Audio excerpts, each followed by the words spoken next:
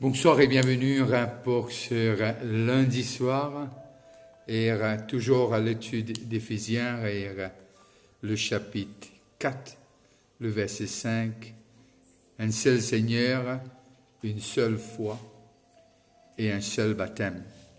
Et puis le verset 6 dit nous comme ça, un seul Dieu et Père de tous, qui est au-dessus de tous et parmi tous et en tous. Que le Seigneur bénisse la lecture de sa parole. Nous terminons aujourd'hui sur un seul baptême et nous pour essayer débuter un seul Seigneur, le verset 6. Que Dieu bénisse ceux qui payent nous localement et ceux qui payent nous à l'étranger et qui vraiment la grâce de Dieu abondir au-delà de nous l'imagination et au-delà de ce qui nous est capable de penser et faire.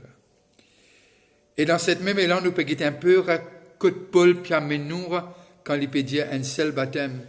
Et plus nous guette le verset, plus nous guette le contexte, nous réaliser c'est un peu loin de mon rituel, mais plus pour être en Christ.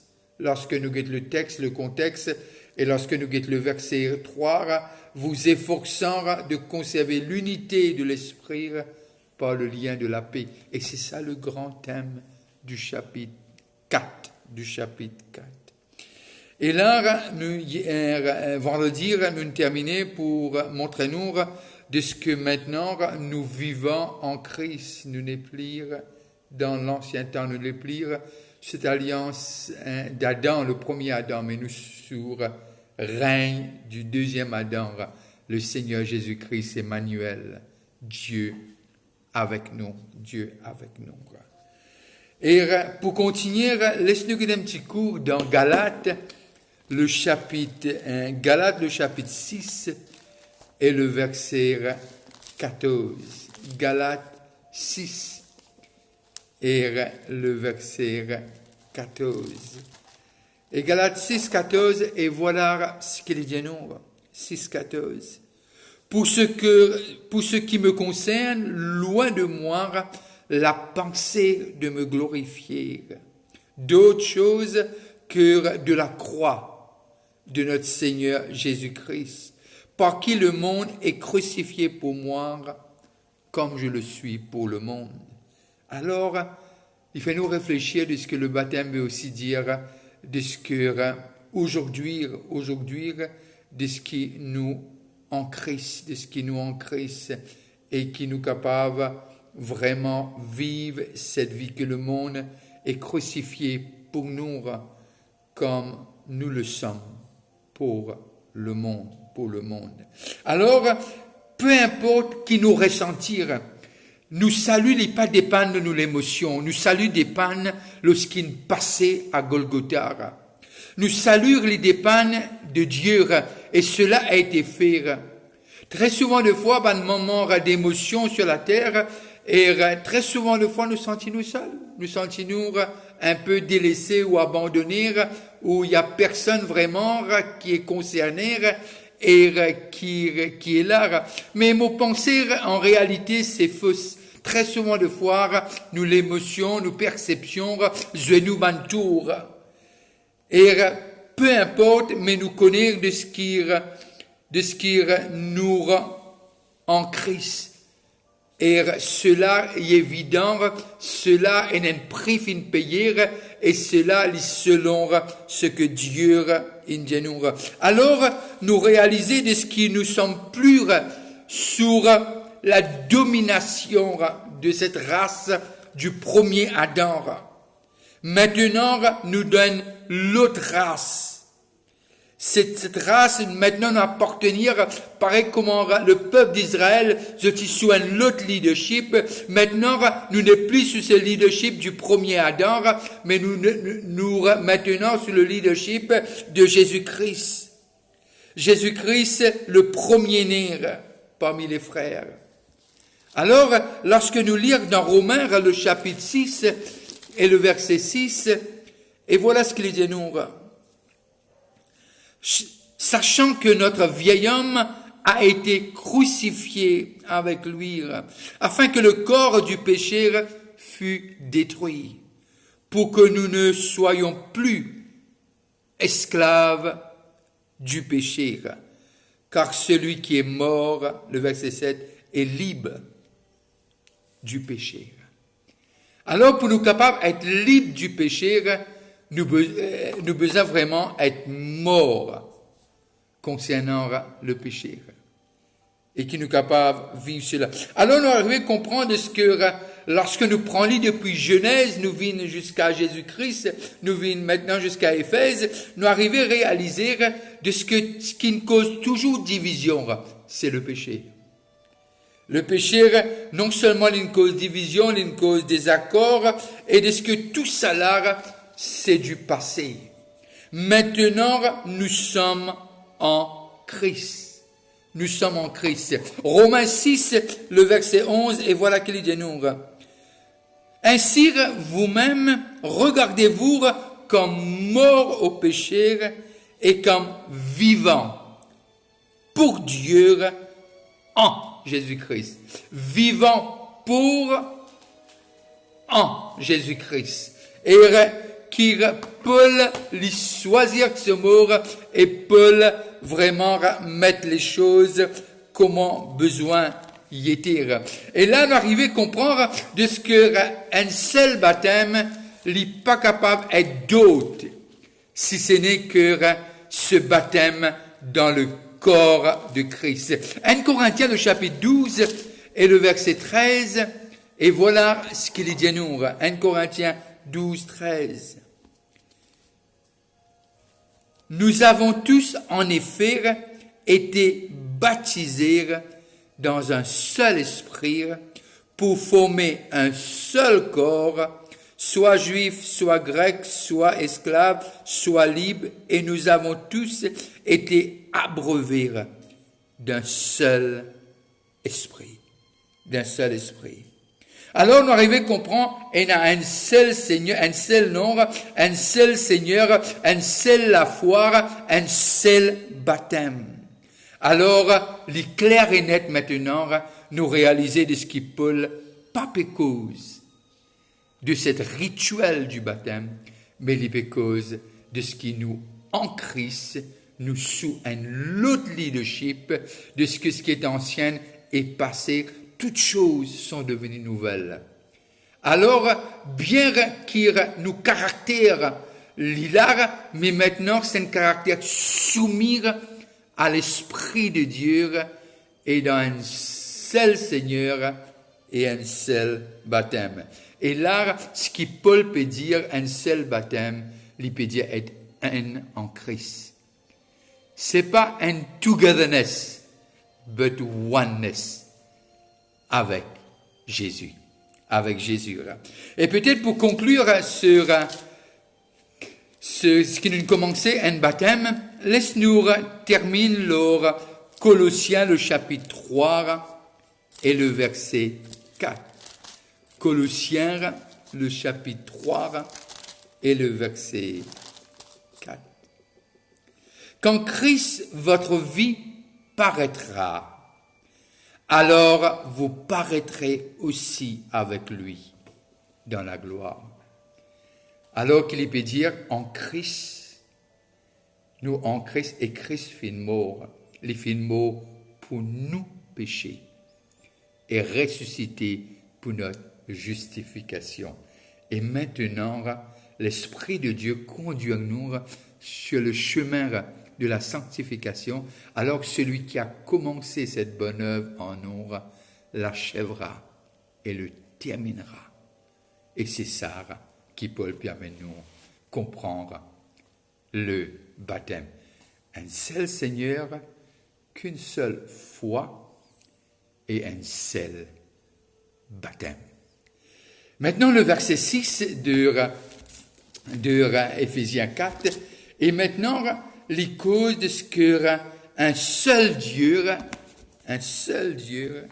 est Père de tous, qui est au-dessus de tous, et parmi tous, et en tous.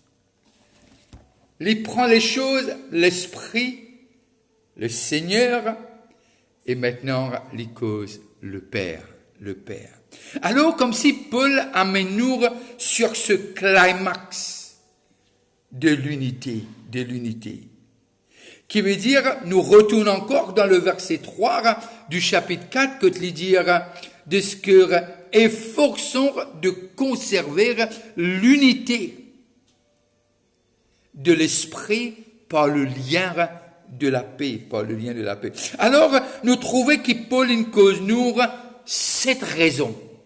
Nous ne guettons en détail, nous ne guettons un après l'autre, et n'a cette raison. Premièrement, lorsque Paul lui emmène nous dépensons beaucoup les temps, être unis en esprit, et là nous arrivons à comprendre de ce que, lorsque les causes du Saint-Esprit, les causes trois raisons. Les causes un corps, les causes un esprit, les causes une espérance. 3. Lorsque les causes du Fils, les causes un Seigneur, les causes un la foi, les causes un baptême. Maintenant, lorsqu'il arrive sur ce climax, les causes un Dieu qui est,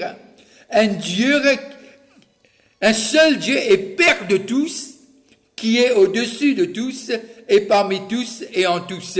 Et c'est un peu les réamène nous encore sur comment ça verset-là applique à l'unité. Il peut causer un seul Dieu qui est Père de tous, qui est au-dessus de tous, et parmi tous, et en tous. Et là, on arrive à comprendre de ce que Paul l'ipé vraiment en détail, amène nous esprit, le Fils, et maintenant, il amène nous vers le Père. Et il montre nous ce qui se passe. Nous avons un petit coup d'œil dans Romains, le chapitre 11, et le verset 33 à 36. Romains 11, 33 à 36. Encore une fois, on veut saluer Sœur Kenvin Zuanou. Et voilà ce qu'il nous dit. Aux profondeurs de la richesse, de la sagesse, de la science de Dieu, que ses jugements sont insondables et ses voies incompréhensibles. Alors, nous peut expliquer quelque chose qui est incompréhensible. Et nous pouvons expliquer ça. Déjà, il y a un paradoxe en lui-même. Car qui a connu la pensée du Seigneur? Ou qui a été son conseiller? Qui lui a donné le premier pour qu'il ait à recevoir en retour? C'est de lui, par lui et pour lui que sont toutes choses. À lui la gloire dans tous les siècles. Amen. Et Paul montre-nous de ce que maintenant, qui s'en l'a l'hypiabodé, lorsque l'hypé cause le Père. Vous connaissez très souvent de fois, lorsque nous cause le salut, nous finissons assez un peu christocentrique, qui veut dire, nous focalisons le Christ. C'est bien, mais ça n'arrête pas là. Comme si, très souvent de fois, je dis comme si c'était que Jésus qui t'y concernait, que Jésus qui t'y planifiait, que Jésus était l'auteur et compositeur, et c'était son plan, la rédemption de l'homme. En grande partie, nous trouvons une réalité là-dedans, d'un sens. Mais il y a beaucoup plus que cela. Nous arrivons à comprendre de ce que le salut est l'engagement du Père, du Fils et du Saint-Esprit. Les trois sont unis dans cette tâche le salut de l'homme. Nous trouvons que le Père envoie le Fils et que le Fils est baptisé de l'Esprit et par l'Esprit, il marche sur la terre obéissant jusqu'à la mort. Alors nous voyons encore et encore la Trinité, trois personnes qu'un seul Dieu. Trinité, qui veut dire trois unis, pour être un. Mais en lui-même, c'est quelque chose qui n'est pas facile à expliquer, la Trinité. Si tu arrives à expliquer la Trinité, tu arrives à expliquer Dieu. Et qui peut le faire? Comment l'homme peut expliquer Dieu qu'il n'a jamais rencontré? Mais laissons ça. Et là, nous trouvons de ce que le Saint-Esprit nous emmène au Fils. Et le Fils, seul désir du Fils, c'est de glorifier le Père. Et c'est ça, encore et encore, non seulement il peut cause nous de cette unité de l'esprit par le lien de la paix, mais il amène-nous, montrez-nous en même temps de ce qu'il y a un reflet de la Trinité, l'unité. Nous pas capables d'y nous servir un Dieu, trois fois saint, un Dieu, le Père, le Fils, le Saint-Esprit, trois personnes qui est Dieu et qui sont unis dans l'absolu. Il n'y a rien qui peut le séparer. Et Paul, lorsqu'il explique cela, il amène nous dans ce grand thème. Si nous servons un Dieu unir, comment se fait-il qu'il nous capable de vivre et pas unis les uns avec les autres? Et nous trouver la colle, si mon cas dit à moi ainsi, est le facteur clair de ce que, lorsque nous unis en esprit, déjà, nous peut refléter la Trinité. Parce que jamais nous sommes capables, c'est pas le Père, le Fils et le Saint-Esprit. Bien sûr, il y a ce moment à la croix où il dit, Père, pourquoi m'as-tu abandonné?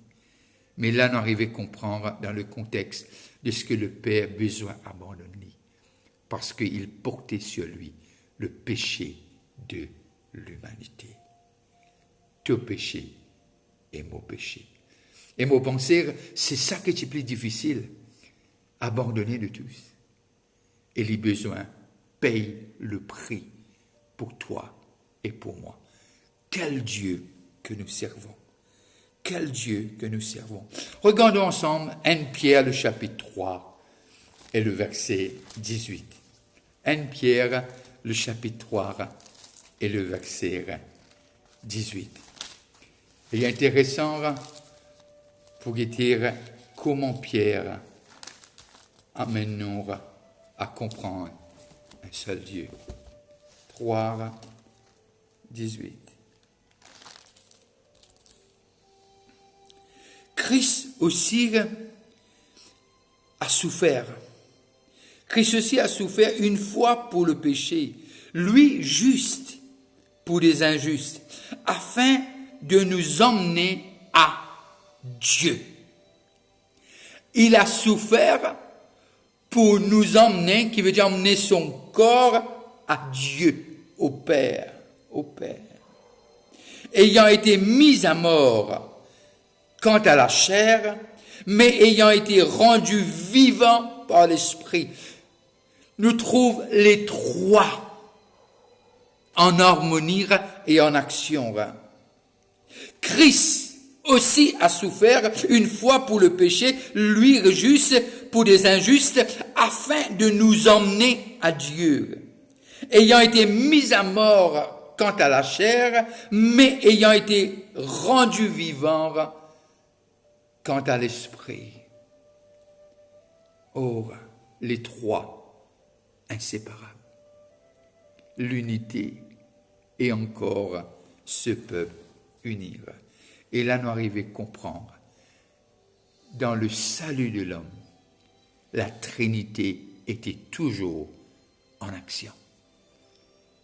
Jamais séparée. Tout ça pour toi et pour moi. Alors, tout a été orchestré. Tout a été fait, mais jamais un sans l'autre. Et Pierre explique-lui extrêmement bien. Et mon penser de ce que lorsqu'il arrive à ce climax, le Père explique-nous, et tout dans un seul but. Alors, Paul peut suggérer, peut montrer et peut dire et au peuple d'Éphèse.